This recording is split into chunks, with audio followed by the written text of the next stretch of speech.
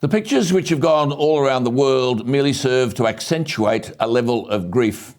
The imperial state crown was placed on the coffin yesterday afternoon in the bow room of Buckingham Palace, which was once a large townhouse built for the Duke of Buckingham in 1703. But what is now Buckingham Palace was acquired by King George III in 1761.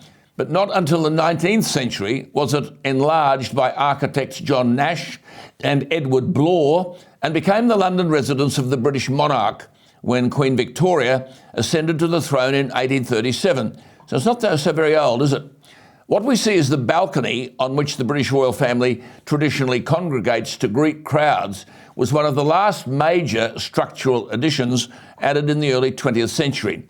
There are 775 rooms in Buckingham Palace, 188 staff bedrooms, 92 offices, 78 bathrooms, 52 principal bedrooms and 19 state rooms.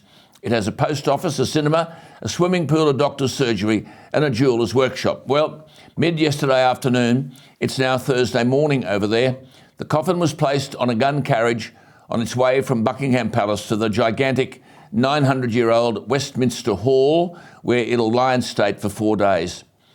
It seems so long ago, indeed it is, when on February 6, 1952, Elizabeth and Philip were in Kenya en route to Australia, staying at the famous Treetops Hotel. Elizabeth was watching the sunrise from a platform in the trees, and at that time, an eagle soared above them. It was thought at that moment her beloved father had died in his sleep at Sandringham. The young woman who climbed a tree as a princess descended it as a queen. It was Prince Philip who informed his wife of her destiny as they walked in the grounds of Royal Lodge. When her then private secretary, Martin Charteris, asked Elizabeth what name she'd take as monarch because that was immediate, she simply said, "My own, of course."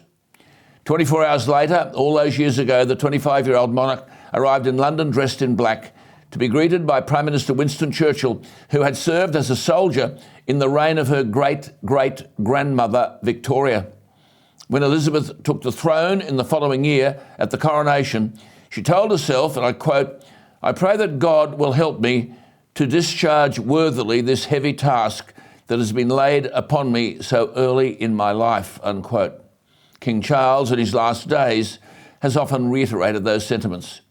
In September 2015, Queen Elizabeth's 63 years and 216 days on the throne broke the record of the longest reign by a British monarch since Queen Victoria.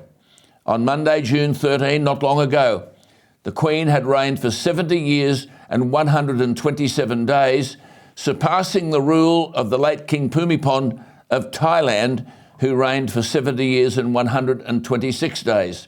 It made Queen Elizabeth the second longest reigning monarch in history, after Louis XIV of France.